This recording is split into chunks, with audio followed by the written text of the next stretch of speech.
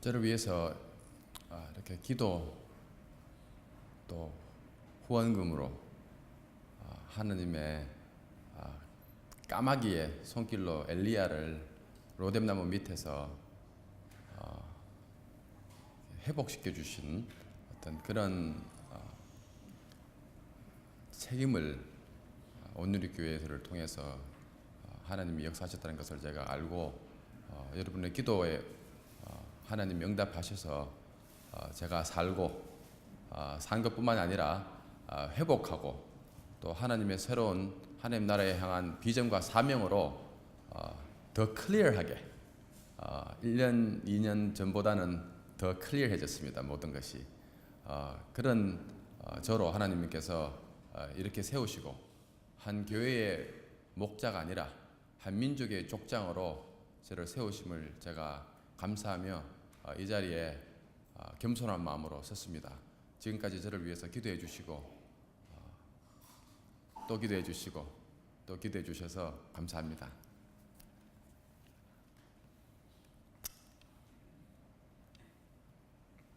이스라엘이 출애굽을 해서 하나님의 놀라운 역사를 통해서 출애굽을 합니다. 어둠 속에 갇힌 자들을 하나님께서 놀라운 방법으로 하나님께서 출애굽을 시켜서 40년 동안 광야를 돌게 하시면서 하나님만 섬길 수 있는 하나님의 백성으로 하나님을 모르던 그 이집트에서 종살이하던 그들이 거지근성이 많은 그런 사람들을 하나님께서 시내산에서 하나님의 백성으로 삼고 하나님의 그들의 하나님이 되어줄 것을 언약으로 if then 그 말씀을 지키고 순종하면은 축복으로 또 말씀을 어기면은 저주로 그렇게 언약으로 약속하시면서 백성으로 삼으셨습니다. 거기에서 광야를 통해서 the economy of God 이 광야의 삶은 하나님이 하나님이시다는 것을 깨닫게 하는 어떤 훈련입니다. 어떤 직면학교 내 속에 뭐가 들었는지 이 경건하고 이 의롭고 율법적이고 우리가 얼마나 이렇게 우리 스스로를 잘 훈련시키고 다져서 그런 사람으로 우리가 살게 됩니까? 그럼에도 불구하고 광야에서의 40년은 하나님께서 나의 모든 것이 다 드러나게 하셔서 내 속에 있는 모든 것들이 다 드러나게 하셔서 요단을 건너면서 목숨을 걸고 요단을 건너게 되면서 거기서 할례를 받고 하나님의 백성임을 다시 한번 확증시키고 홍해를 다시 한번 재언케 하십니다. 이 땅이 마른다라는 단어들이 있을 때는 무조건 이스라엘 사람들은 홍해를 생각합니다. 그러니까 홍해의 사건을 다시 한번 하나님 역사 가운데서 체험한다.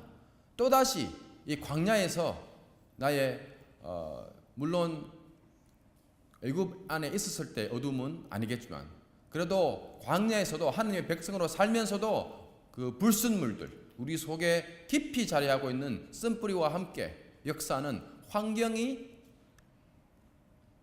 어떤 environment 자체가 형성되면은 언제나 역사해서 내 속에서 올라오는 어떤 그런 것들이 무의식 속에 의식으로는 다 정리했겠죠 벌써 광야에서는. 그렇지만은 이 무의식 세계 속에까지 나의 깊은 곳에서 있는 그런 것까지 다 직면하게 해서 하나님을 하나님이라고 고백하는 어떤 그런 요단이 있고 그 요단에서 하나님의 백성임을 다시 한번 정립시키고 확립시켜서 그 후에 하나님께서 온전히 영광받을 수 있는 어떤 그런 신앙의 여정을 우리가 이스라엘의 이 사건을 통해서 우리가 알 수가 있습니다. 이스라엘이 군대가 요단을 물에 그 홍수가 나는 그런 입장입니다. 지금은 요단강이 되게 강도 아닙니다. 그냥 뭐 거의 아주 작은 그냥 뛰어넘으면 넘을 수 있는 그런 위치도 있고 강 같지 않을지 몰라도 이때는 홍수가 충분히 있었고 지금은 이렇게 그 농업을 많이 하면서 물을 많이 빼쓰는데 옛날에는 그런 게 없었을 때에는 강이 컸습니다. 이 강을 건너는데 물이 잠기게, 몸에 물이 잠기게 다 들어가서 바닥을 밟았을 때 그제야 물이 하나님께서 물을 스탑시켜 가지고 이제 우리가 말하는 어떤 세례받는 어떤 그런 모습으로 이제 지나가게 되는데, 그 하나님의 놀라운 역사를 통해서 사실 군인들이 사기를 얻어서 우리 하나님의 다시 한번 광야에서 하나님을 의지하고 하나님을 붙들고 살게 해주신 것을 다시 한번 요단을 건너면서 체험하면서 그때 엄청난 사기가 군인들에게, 군사들에게 부어집니다. 이미 전쟁을 치루었기 때문에 다시 한번 하나님께서 역사하시는 이 환경을 통해서 그 사기로 여리고를 쳐내는 겁니다. 근데 하나님께서 이 가나안 정복에 있어서 하나님께서 하시는 전쟁이신 것을 구체적으로 보여주시는 그 중에 하나가, 그 모든 군인들이 일어나서 주를 향해서 나가자 하면서 싸워야 될 그 시간에 모두가 할례를 받게 합니다. 이 할례가 우리가 다 알다시피 circumcision입니다. circumcision이 명령이 될 때 여호수아가 한 명 한 명을 다 할례를 하게 됩니다.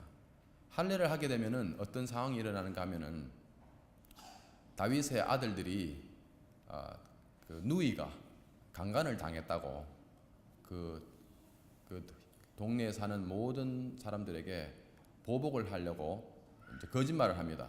거짓말을 해서 당신들이 할례를 받으면은 우리하고 같이 형제가 되기 때문에 용서하겠다, 같이 더불어 살자, 이렇게 거짓말 해놓고 할례를 받으니까 몇 명이 가서 그 모든 족속을 다 죽여버립니다.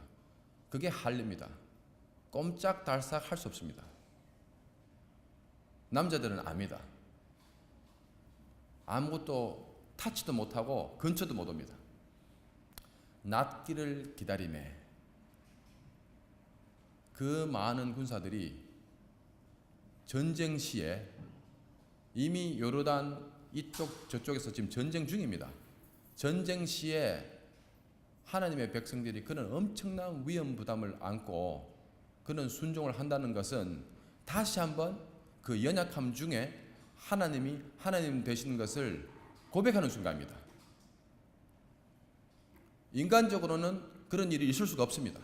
전쟁 시에 집단적으로 모든 군사들이 다 할례를 행한다는 것은 여리고에서 첩자 한 명만 그걸 알게 돼도 전쟁 시에 다 무너지는, 다 끝나는, 몰살당하는 그런 엄청난 위험 부담을 안고 여호수아와 모든 백성들이 다 순종하게 된 겁니다. 낫기를 기다리매 바로 그때 여호수아를 보고 모세가 없이 이 백성들을 이끌어야 하는 그 막중한 책임 속에 여호수아는 두려웠고 떨었고 어떻게 할 줄 몰랐습니다. 부모가 죽고 어린 나이에 가장이 되어 보시면 다 압니다. 아무것도 할 수 없고 두렵고 어떻게 내가 이것을 파헤쳐나갈 것인지, 그런 두려움 속에, 그리고 할례를 통해서 그렇게 연약함됨 속에 적들이 바로 앞에 있는데, 그런 어처구니 없는 상황을 하나님께서 명령하시고 순종하는 그 속에서 하나님께서 하나님의 군대 장관을 보내십니다. 하나님의 군대 장관을 그때 보내는 겁니다. 가장 연약할 때, 스스로 아무것도 할 수 없을 때, 내 힘으로 아무것도 할 수 없는 그 처지에 갔을 때 여호수아에게 하시는 하나님의 말씀은 내 신을 벗으라. 바로 그 바닥이 거룩한 곳이다. 그 바닥이 거룩한 곳이다. 모세를 나일 강가에서 궁전에서 왕자로서 살았던 모세가 아라비아 광야에서 나를 따르라 했을 때 사람은 한 사람도 없고 매 하는 양들이 따라왔는 신세가 그렇게 돼버리고 처자식 다 이제 외국에서 처자식 놓고 살면서 이제 가장이 돼가지고 옛날에 그 애굽에서의 영광을 다 잊어버리고 이제는 바닥에 바닥을 치는 그 모세를 불렀던 바로 그곳이나, 지금 여호수아에게 내 신발을 벗으라 하는 바로 그곳이나 똑같은 바닥이었음을 우리가 알아야 합니다. 홍해가 있던 사람이 다시 한번 요단이 있어야 되는 겁니다.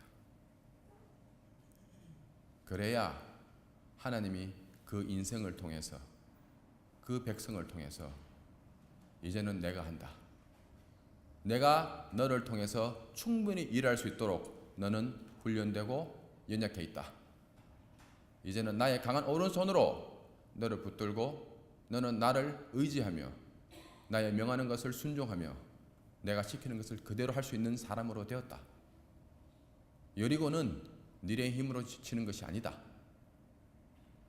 가나안 정복은 니네 힘으로 하는 것이 아니다. 나를 예배하며 찬양하며 광야에서 알게 된 나를 너희들이 다시 한번 찬양하며 영광 돌릴 때 이 싸움은 내가 해결한다. 그러면서 여리고를 예배드리면서 7바퀴 돌게 합니다. 장난칩니까? 근데 그것을 순종하면서 침묵 속에 그 주님의 역사하시고 지금까지 인도하시는 그 모든 것을 아는 사람들이 하나님은 하나님이신 것을 다시 고백하며 돌 때에 여리고성이 무너지는 놀라운 역사를 우리가 거울로 이스라엘을 바라보면서 우리가 압니다. 이 모든 것을 우리 개인적인 홍해 사건으로 돌아보고, 우리 개인적인 광야 사건으로 돌아보고, 우리 개인적인 요단으로 돌아볼 때, 저는 강남 세브란스 병원에서 누워 있을 때 하나님 앞에 이 조명을 제가 받았습니다. 여호수아 5장을 통해서. 내가 지금 요단을 걷는 거구나. 저는 분명히 작년 여름에 여기서 파송받고 안수기도 받고 누구보다 빨리 인터콥 선교단체를 통해서 빨리 선교지로 나가는 이 스피드 트랙에 있었습니다. 올해 2월까지는 이스탄불에서 지금 사역이 시작돼서 같이 지금 팀 사역하시는 분은 이미 나가 있습니다. 제가 생각에는 그랬었는데 건강검진을 8월 11일부터 10일 5일까지 MLS 미션 리더십 스쿨 훈련을 받고 12월 9일 건강검진을 받아라 그래가지고 이대 부속병원에서 건강검진 받고 12월 16일 갔는데 위가 새까맣고 푹 파이고 말기 정도 보더라고요. 이게 웬 날벼락이냐 하면서 그때부터 주여 이건 또 뭡니까? 앞이 캄캄했습니다. 돈 이제 뭐 사례도 끊기고 또 교단에서 나왔으니까 뭐 연금이나 베네핏도 다 끊기고 뭐 오라는 데는 없고 보내면 받았는데 갑자기 모든 것이 스탑 되면서 앞이 캄캄했습니다. 그러면서 하나님 앞에 저는 이미 하나님의 놀라운 사랑을 통해서 제가 그 비전과 사명을 이미 안고 여기서 파송받았기 때문에 그거 가지고 있었습니다. 그걸 가지고 있으면서 하나님 앞에 하나님 왜 이런 일이 지금 저한테 와주는지 아직은 제가 모르겠지만은 지금까지 하나님께서 저를 함께 하시고 지켜주시고 이끌어 주신 것에 대해서 저는 감사합니다. 근데 지금 두렵습니다. 이렇게 해서 죽을 것 같으면은 하나님께서 이렇게 안 하셨을 건데 하나님 제가 두려움을 이길 수 있도록 하나님 저에게 믿음을 부어 주십시오. 그런 기도를 조용하게 드리고 아내하고 이 남부 고속버스 터미널 옆에 칼국수집에서 눈물의 칼국수를 먹고 저는 상주로 다시 돌아오고 아내는 또 뭐 유방에 뭐 또 보인다 그래가지고 24시간 검사를 하자 그래가지고 아주 희한한 저뿐만 아니라 제 아내도 뭐 지금은 아내 괜찮습니다만은 그때 검사를 해야 된다 해가지고 우리 둘이가 완전히 딱 이렇게 됐었습니다. 그러면서 놀랍게 하나님의 역사가 일어나서 12월 24일 날 강남 세브란스 병원에서 위절제 수술하고 1월부터 6개월 동안 항암 치료 받게 되고, 근데 거기에 간증이 너무 많습니다. 말씀드렸다시피 제가 보험도 없었고 암 있는 사람을 보험을 들어줄 때도 없을 거고 오바마 케어 생각났습니다. 순간적으로 내가 오바마 미국 들어가야 되나? 그렇지만은 저와 같이 훈련받은 동기 한 사람 중에 40명 중에 한 사람이 세브란스에서 10년 동안 일했던 외과 의사더라고요. 이 무은간사가 권 목사님 내일 11시에 강남 세브란스에서 만나요. 저는 그냥 갔죠. 그래서 저를 데리고 하루 종일 막 보험도 없는 사람 크레딧 카드 막 끓게 해가지고 사진 다 찍고 5시 반까지 대기하면서 친구한테 전화해서 수술 마치고 나오는 의사한테 지금 이분 이 사진 찍은 거 결과 판독 좀 빨리 해달라고, 수술할 수 있는지만 알려달라고. 눈으로 보기에는 말기 같았거든요. 이미 다 전이 된 상태고. 그래서 했는데 5시 반에 연락이 왔습니다. 수술할 가능성이 높다고. 그러면서 같은 시간에 상주에서 보험이 됐다고. 뭐 저는 지금도 모릅니다. 어떻게 암이 있는 사람을 보험을 들어주는지. 한국의 국민보험이 그렇게 좋은갑습니다. 돈이 없으면은 거소증도 내주고. 하여튼 저도 지금 모든 게 정리가 다 안 된 상태인데 확실히 아는 거는 하나님께서 다 하셨다는 겁니다. 하나님께서 다 하시고 저를 확실히 하신 것 중에 하나가 이 훈련 받을 때 저는 그 선교 단체의 대표께서 저를 컬링을 했기 때문에 다른 사람이 우려하는 뭐 인터뷰 과정에서 퇴짜 맞으면은 1년씩 더 거기서 훈련을 받을 그런 걱정은 제가 안 했고, 다만 제가 아는 것이 뭔가면은 제가 마이애미 한인장로교회를 떠날 때 힘들게 떠났지 않습니까? 개척교회를 하면서 또 다민족 목회를 하면서 이 모든 상황을 봤을 때 하나님 앞에 제가 기도 제목 하나 있었던 건, 하나님, 미국에서 개척교회를 하더라도 이런저런 이유로 내 쓴뿌리로 또 다른 사람의 타인의 쓴뿌리로 우리의 연약한 죄 때문에 이렇게 해가지고 내 속에서 이런 식으로 경험을 했는데 어떻게 이것을 가지고 이스탄불에까지 가서 무슬림 사람들을 상대로 해서 개척교회를 하겠습니까? 미국에서도 개척교회가 이토록 어렵고 부부가 관계가 다 깨지고 이렇게 고통스러운데 어떻게 이것을 가지고 이런 나이를 가지고 이스탄불에서 이런 일을 하겠습니까? 그에 대한 제가 두려움이 많았습니다. 너무 제가 아니까 교회 개척이라는 것 어떤 게인지 알고 또 그 안에서 얼마나 대가를 치러야 되는지 알기 때문에 하나님 앞에 인격적으로 제가 그것을 질문하고 그 부분에 대해서 제가 기도했습니다. 하나님도 알고 나도 알지만은 내 속에 이것이 있습니다. 환경이 마련되면은 항상 끊임없이 나타나는 또 다른 나의 모습, 목사실 때도 그렇고 전도사일 때도 그렇고 청년일 때도 그렇고 앞으로도 그럴 거고, 이런 나의 혈과 육을 주님께서 아시는데 이 부분을 제가 하지 않으면은 누구를 죽이고 어떻게 죽으려고 제가 이스탄불 가겠습니까? 이 기도를 제가 조용하게 계속했어요.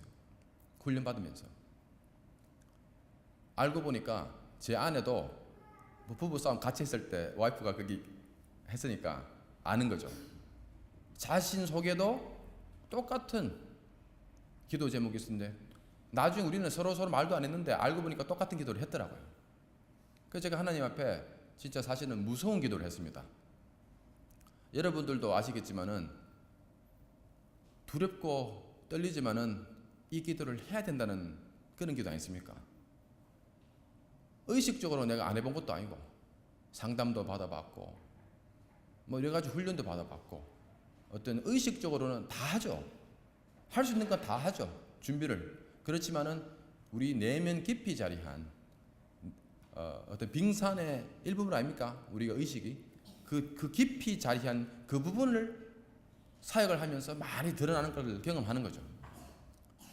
가장 가까이 있는 사람은 다 알고, 그리고 내 속에서 그런 패턴이 있다는 것도 나는 알고, 떠나면은 딴 사람은 모르지만 나는 알잖아요.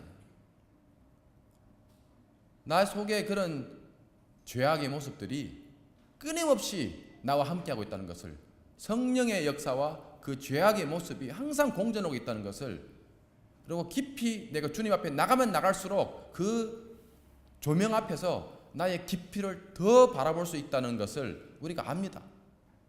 제가 양심으로 주님 앞에 그 부분을 제가 말씀드리면서 이것을 주님께서 두렵지만은 주님께서 해주셔야 되겠습니다.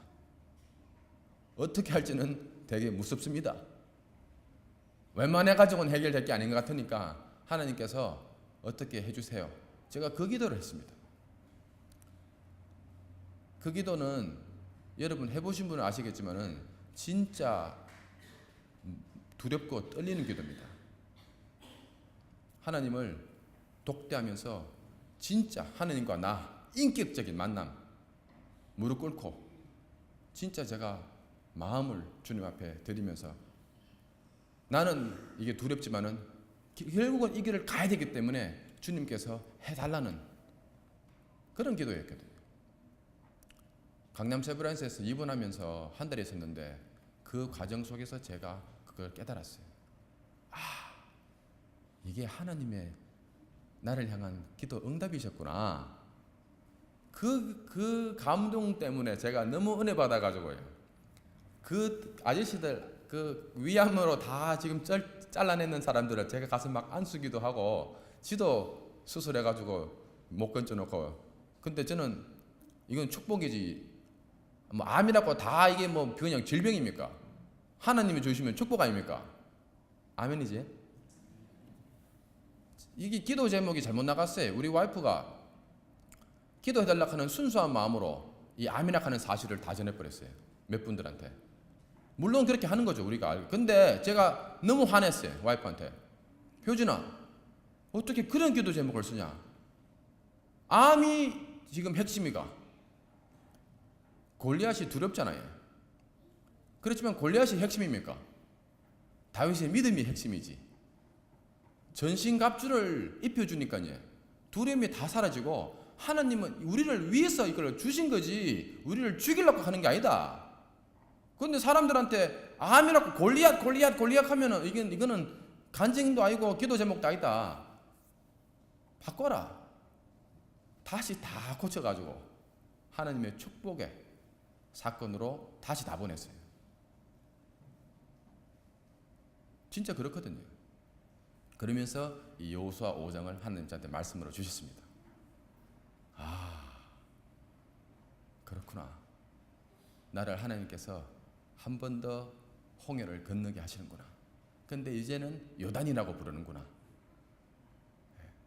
가나안을 가기 위해서 우리가 justification, sanctification, glorification, 조직신학에서 그렇게 보잖아요. 우리의 여정을 이스라엘 민족을 통해서 딱 이렇게 교리적으로 설명한 게 어둠과 성화와 영화. 영화를 가기는 우리는 우리의 어떤 그걸 다 하나님이 제거를 해 주셔야 되는 거거든요. 목회하면서 다 뽀록나고 이제 선교사 가려고 하는데 선교사 가가지고 하나님의 거룩한 영광 속에서 하나님이 행하시는 그것을 제가 축복의 통로가 된다 하면은 중남미 선교하면서 제가 많이 배웠습니다. 제가 장로교에 있으면서 목사님 밑에서 선교를 우리 집사님들 밑에서 선교를 확실하게 배웠거든요. 거기서 제가 배운 것은 축복의 통로로 쓰임받아야 되는데 하나님이 대박을 터뜨리더라고요. 마임에서는 일어나지 않은 일들이 거기 선교지에서 일어나더라고요.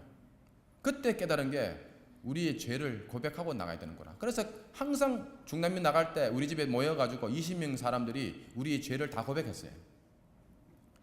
고백 안 하고 나갔다가 몇 사람 죽을 뻔한 걸 제가 봤거든요. 반대로 튀더라고. 또 축복의 통로가 안 되고 막혀버리니까 사탄이 역사해가지고 엄청나게 위험한 순간을 선교가 막힐 뻔하고 이런 일이 생겼었거든요.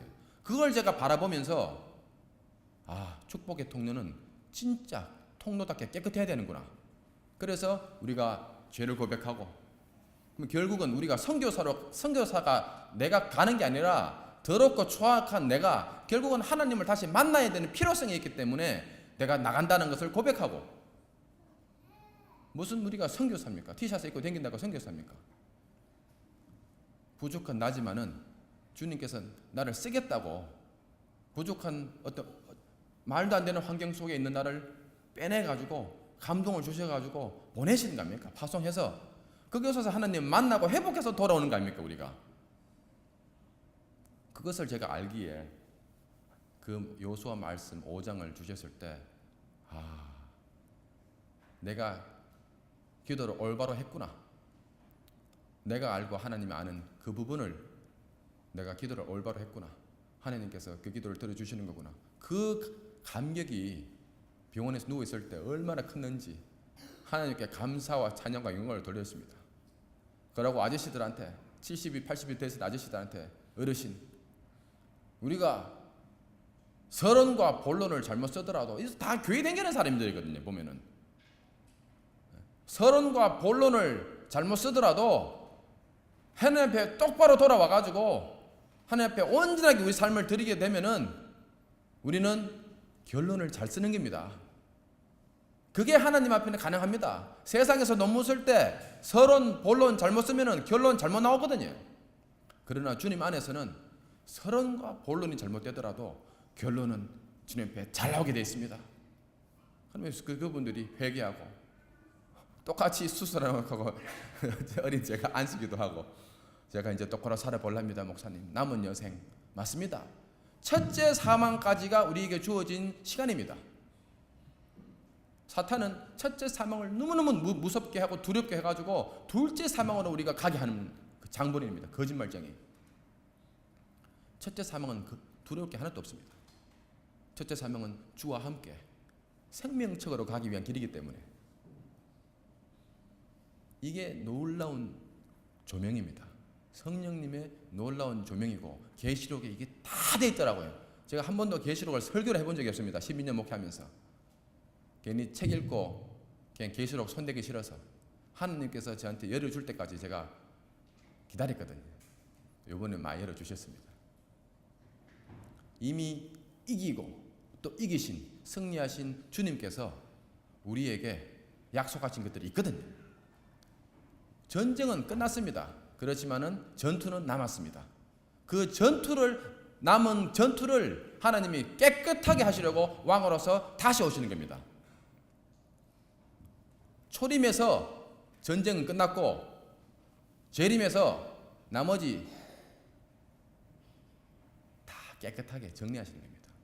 법적으로 다 이루었고 초림에서 재림에서 주님의 신부들을 환난에서 견디고 이기고 또 이긴 주님과 닮은 신부들을 찾으려고 filtering out 프로세스를 통해서 환난을 꼭 허락하셔서 그곳에서 남은 자의 영성을 지니고 예수를 십자가에서 나도 주를 바라보고 주도 나도 바라보고 같이 끝까지 이기는 자가 생명책에 기록되게 하는 계획으로 이 종말론적 구속사를 성취하시고 집행하시고 택하시고 부르시고 보내는 사람을 통해서 각 제너레이션마다 하나님의 나라가 이루어지는 겁니다.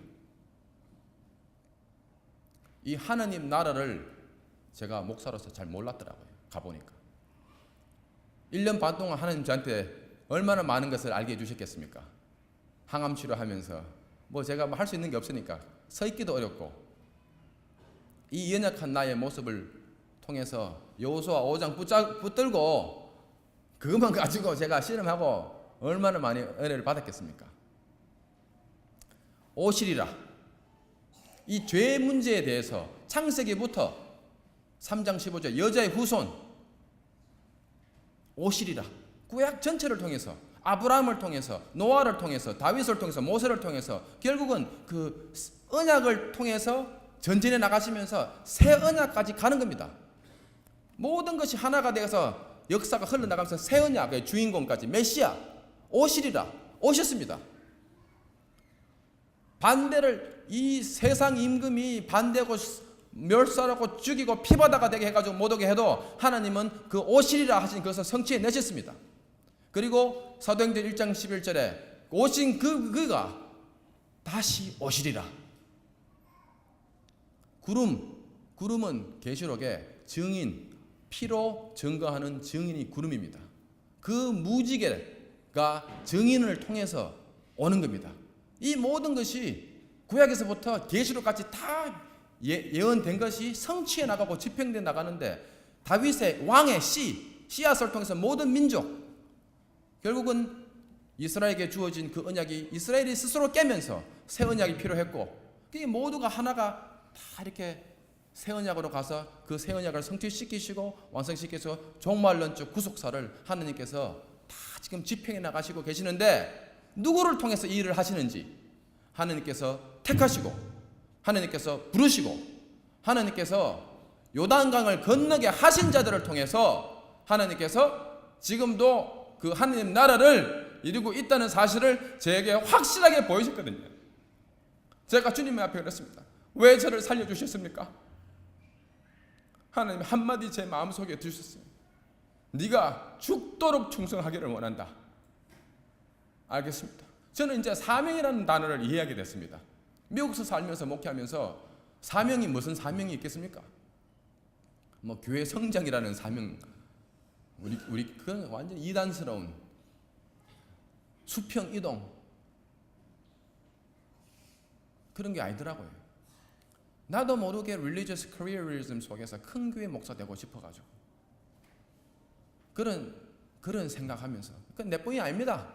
온 교단이고 이 세상이 다 그렇게 돼 있어요. 지금 보니까 제가 이걸 다 벗어버리고 쫓겨나가고 떨쳐버리고 뭐 내 잘못 반 타이 잘못 반 해가지고 이렇게 되다 보니까 지금은 이제 아무것도 없이 그냥 떡 하나님하고 1대1로 딱 되다 보니까 뭐 다 보입니까? 이제 우리가 그리스도인으로 주님께서 인치셨지 언제 종교인으로 인쳤습니까? 우리가 언제부터 우리가 어떤 교단 세례 받으면은 입교해가지고 한 명이 또 교단 안에 들어오고 하나님 나라로 들어온 거지, 어떻게 그게 어떤 시스템 안에 들어오는 겁니까? 근데 그렇게 하더라고요 다들. 그래서 저는 교회가 없으니까, 물론 교회가 있어야 되는데 하나님 교회는 있어야 되죠. 근데 이 하나님의 놀라운 하나님 나라 성취 집행 이 모든 것이 이 조명이 없으니까 우리끼리 성 쌓는 거더라고요. 그 안에서 이게 안 보이니까 이 하나님의 역사적인 이 각 제너레이션마다 마지막 때까지 이 일을 해나가고 계시는 그 사람들은 지금도 초대교회의 사명으로 지금도 죽어가고 있거든요. 복음 때문에. 근데 벌써 이 유럽과 한국과 미주에는 종교 플러리즘으로 당교주의로 예수 말을 하지 마라. Peace, peace. Where there is no peace. 피스가 우리끼리의 피스가 아니지 않습니까? 하나님의 피스지. 그분이 주님인데 그 주를 말하지 말라 그래요. 이제는 미국에서 공부했던 박사들이 한국에 가가지고 다 리더십으로 앉아가지고 외국에서 배운 그대로 다 적용하고 있습니다. 감사한 거는 한국 교회가 이민사회에 있기 때문에 이민교회들은 소식이 제일 늦어요. 제가 보니까 한국에 외국에 이런 이상한 것들이 돌아가지고 한국까지 갔다가 그 배웠다 하는 엘리트들을, 종교 엘리트들을 통해서 갔다가 거기서부터 이제 출교대학을 하다가 이제 미주까지 넘어오더라고요. 근데 그런 사람들은 그런 하나님의 주신 시각이 아니라 위에서 시키는 대로 그냥 하는 거거든요. 그렇지만은 밑에서 있는 민초들이, 성도들이 반발하는 거라요. 우리가 언제부터 게이를 이게 용납됐나? 우리가 언제부터 예수 외에 또 다른 것도 진리가 있다고 말했나? 이건 아니잖아. 우리가 사도신경 하잖아. 근데 위에서 목사가 그 하니까는 뭐 그런가 보지 하다가 갑자기 동태 눈으로 변해가지고 그렇게 되는 거거든요. 그런 일이 리더십에서 일어나고 있어요 지금. 저는 지금 이걸 다 떠나고 반대 방향에서 이걸 쳐다보니까 이제 보이기 시작하는 것 같아요. 베드로가 세례 요한을 통해서 요한은 빛을 예비하는 어떤 사람 아닙니까? 오실 그 뉴 커버넌트의 주인공을 예비하는 자로서 회개하라. 베드로가 갈릴리에서 수산업을 하면서 성공한 사람입니다. 제너레이션 동안 그 집은 수산업 했기 때문에 지금도 가보 고고학자들이 지금 그 베드로 집을 위에 저 교회를 만들어 놨어요. 커에 바로 옆에 회당이 있고 세네가게가 있고, 요새 말로 하면 장로님입니다. 돈 많은 장로님. 베드로가 세례받은 그게 이렇게 교회 멤버 하나 채우는 그거는 할례, 8일째 행하는 할례죠. 그거는 하나님의 백성으로 이렇게 인정하는, 침례하면서 하는 그 의미죠. 그 어른된 종교에서 율법적으로 쫙 자라는 그 사람이 예루살렘이나 회당에 클린싱 세레모니 리추얼이 없어가지고 거기서 지금 세례받습니까? 누가복음 4장 마지막 절에 보면은 예수님이 하나님 나라에 대해서 이 소식을 전하려고 많은 동네를 두리다니다가 4장이 끝나고 5장에 베드로가 이제 주님이 베드로 배에 타서 말씀을 하시고 깊은 데로 가서 고개를 그물을 내려라. 이제 이런 이야기가 나오는 겁니다. 이 베드로가 유대교에서 잔뼈가 굵은 사람입니다.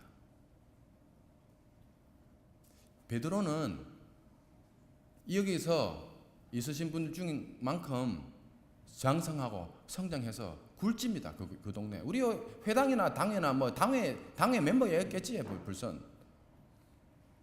그 사람이 지금까지 회당에서 설교를 못 들어서 광야까지 나가서 그 외치는 소리를 듣고 마음에 찔려서 세례를 받았겠습니까? 그 세례도, 그 요단의 세례가 의미가 뭐냐는 거지. 그런 사람들이 이 종교를 벗어나서 진정한 하나님을 만나기 위해서 그 요단은 어떤 요단입니까? 바로 요수아 5장에서 있는 그 요단이거든요. 그건 뭘 말합니까? 하나님의 백성이지만은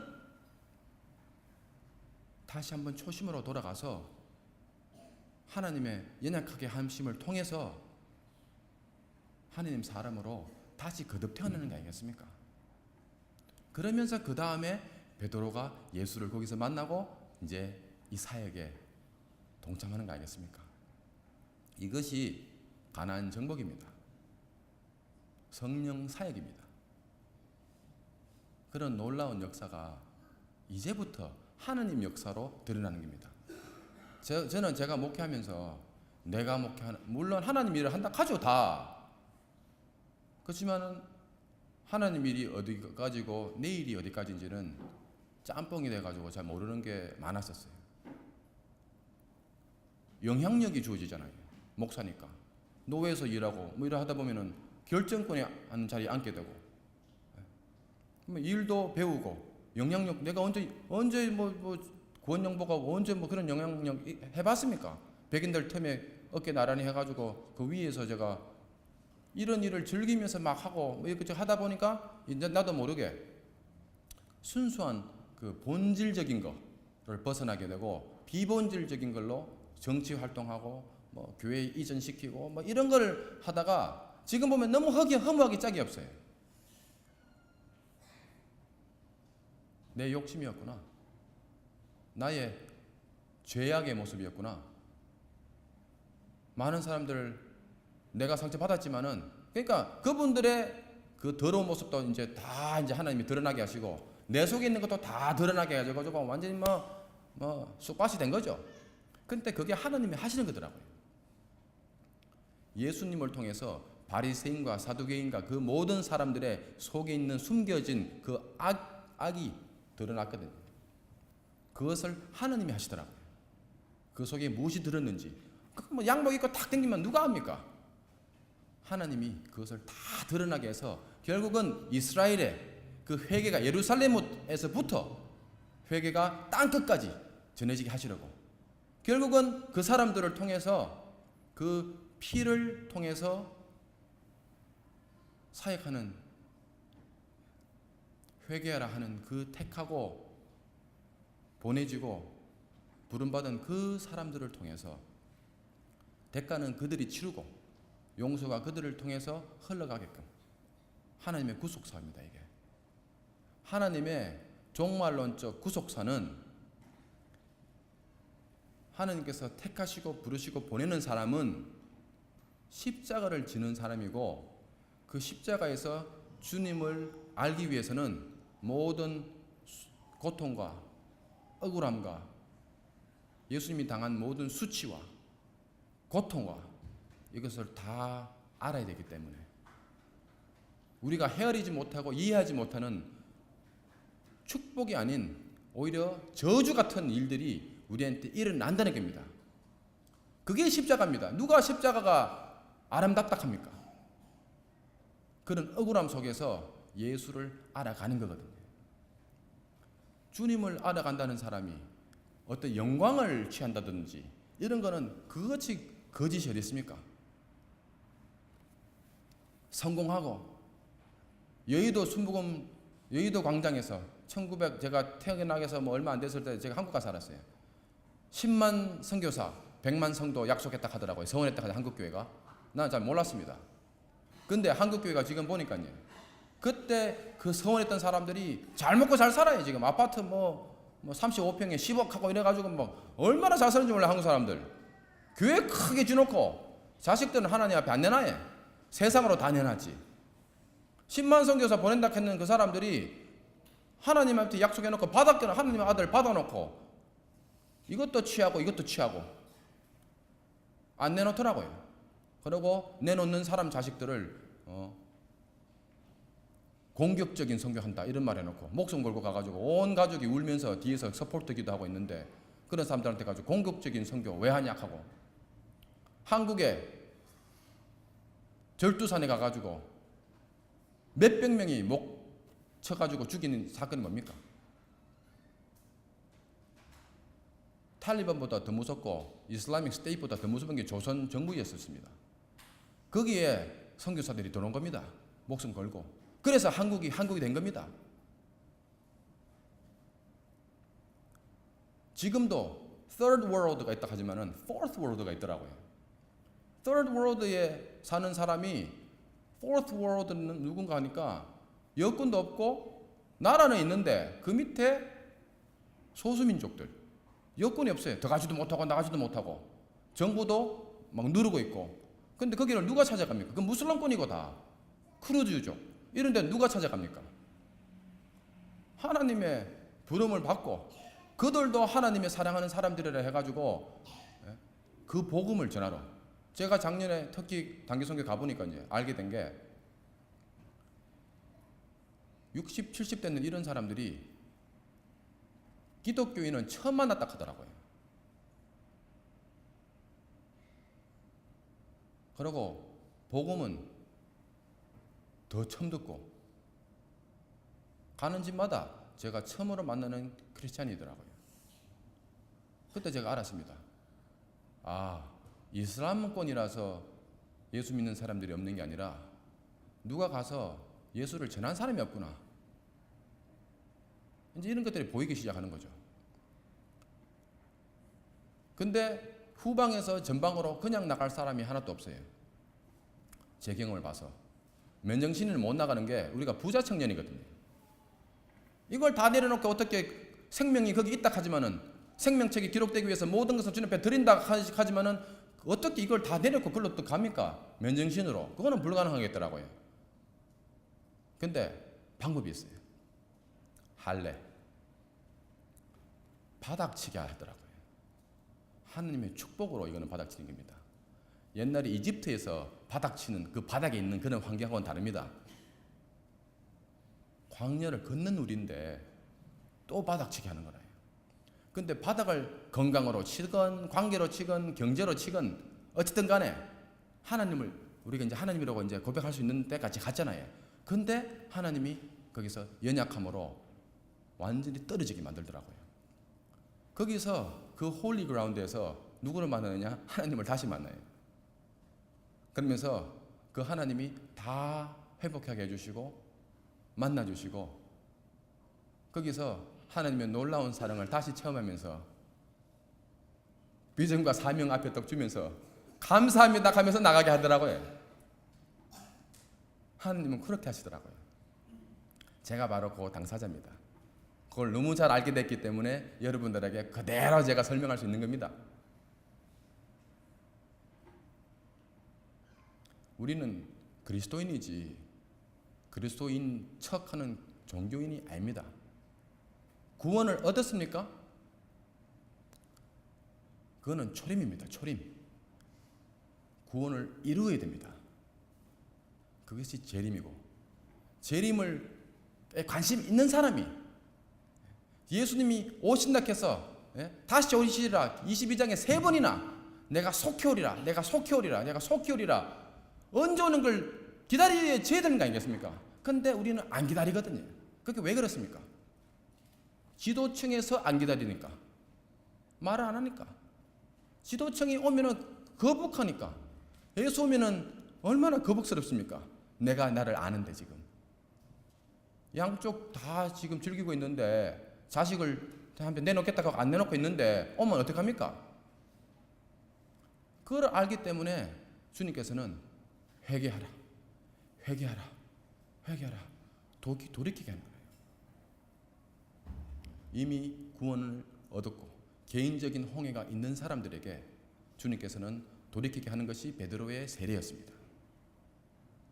그가 그 안에서 갈릴리에서 2번 주님을 만나고 그 보내지지만은 겸손한 모습으로 자기는 주님께서 설사님이 아니고 자기는 주님을 배신했지만은 선교가 보내지는, 내가 가는 게 아니고 그래서 보내지는 거더라고요. 근데 어떻게 보내지느냐? 겸손하게.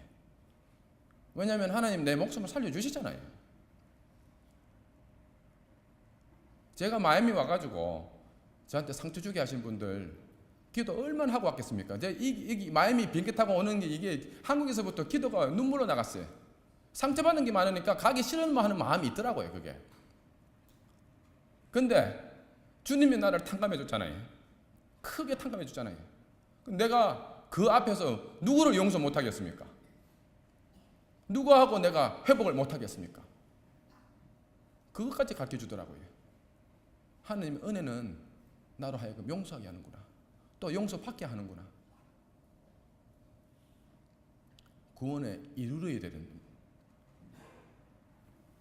재림하시는 주님을, 크리스마스는 초림과 재림의 크라이스트가 그분께 우리가 매야 사는 겁니다. 우리에게 남겨진 지상 명령이 있고 Great Commandment가 있고 Great Commission이 있잖아요. 서로 사랑하면서, 근데 서로 사랑 우리가 못하는 거 고백해야 되고, 커미션 땅끝까지 모든 민족, 창세기에서부터 모든 민족, 결국 주님을 통해서도 모든 민족, 땅끝 다 말하는데 우리는 우리 민족. 결국은 이스라엘이 범했던 경건주의로 나가고 민족주의로 나가고 나만 내밖에 모르고 축복의 통로로 쓰임받기를 원했는데 밖에서는 해외 선교하는데 안에서는 전도 안 하고 이렇게 돼 있다 하는 것을 제가 알게 된 거지. 우리의 모습이. 저는 지금도 다 한다는 건 아닌데 제가 보이는 것만 하나님 보이게 해주셨습니다. 하나님께서 어떻게 이 종말론적 구속사를 모두 언약의 성취로 이루어 가시고 계신지. 근데 교회는 이 비전을 잘 모르더라고요. 근데 유럽교회가 실크로드가 무슬림으로 닫혔을 때 배 타고 복음이 전해졌을 그때 바로 이 언약 신약으로 성경이 보여줬고, 이 북미에서 조나탄 에드워드 이런 선교사들을 통해서 해외로 파송, 교회가 복음이 파송 이렇게 번창될 때 그때 이 결국은 똑같은 언약 하나님의 조명으로 교회가 복음을 전했더라고요. 이것이 새 것이 아닙니다. 전통입니다. 교회에 처음부터 지금까지. 그렇지만은 많은 사람들이 예수를 말하지 마라, 땅끝을 말하지 마라, 예수 외에 다른 길도 있다 하는 거 인정하고 평화를 유지하라, 이런 거짓 복음들이 교회에 들어와가지고 특히 힘 있는 영향력 역사하는 그런 사람들은 입을 다물어 버립니다. 그냥 마음으로는 알아도 그 자리를 입장을 분명하게 해야 될 때 입장 분명하게 못하는 사람까지, 그분들이 홍해가 없습니까? 그들의 삶 속에 홍해가 있지. 변질된 거지. 다 내려놓고 제가 잃어보니까 너무 처량하고 고통스럽고 의의가 없는 나의 모습을 바라보면서 깨달아진 모습들이거든요. 이게 다시 한번 아무것도 없는 나의 그 초심으로 돌아가게 하시고, 이 모든 것이 허무하고 아무것도 아니구나, 이 영광이, 이 세상의 영광이, 이걸 다 버리고 주와 함께 다시 한번 주의 사랑은, 주의 놀라운 사랑을 향해서 내가 나간다는 거, 우리가 그 은혜 안에서 할 수 있는 게 없잖아요. 다만 주님 앞에 그 놀라운 사랑을 향해서 내가 다시 나가겠습니다. 그게 전부거든요. 저를 위해서 기도를 해주시고, 또 제가 지난 1년 동안 살 수 있도록 물질로 섬겨주시고, 여러분이 없었으면은 하나님의 어떤 축복의 통로로 제가 경험을 못했을 겁니다. 그렇지만은 그 많은 기도와 섬김 속에서 우리 가족이 지금 다시 한번 요단을 건너면서 봄에 나가려고 준비 다시 하고 있습니다. 계속해서 기도해 주시고, 여러분은 보내는 선교사입니다. 보내지는 선교사와 보내는 선교사는 같은 비전과 같은 사명입니다. 나가고 싶어도 못 나가고 하는 것뿐이지 같이 하는 거니까, 그 비전으로 우리가 끝까지 이기고 또 이겨서 그리스도인으로 남지 종교인 안 되기를 주님의 이름으로 축원합니다. 예, 기도하시겠습니다. 아버지 하나님 감사합니다. 주님의 귀한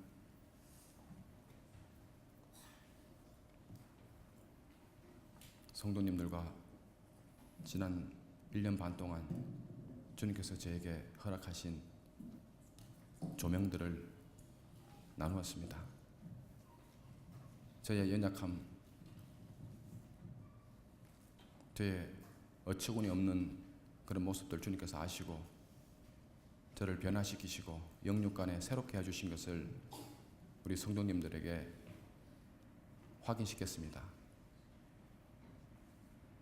저를 통하여서, 아무것도 할 수 없는 저를 통하여서 축복의 통로로 되게 해주시고, 이 말씀과 이 간증과 이 조명을 마음으로 듣고 하나님의 말씀으로 받아들이는 그 순간, 그 환경마다, 그 마음마다 주님께서 저에게 주신 감동으로 그들에게도 부어주시옵소서.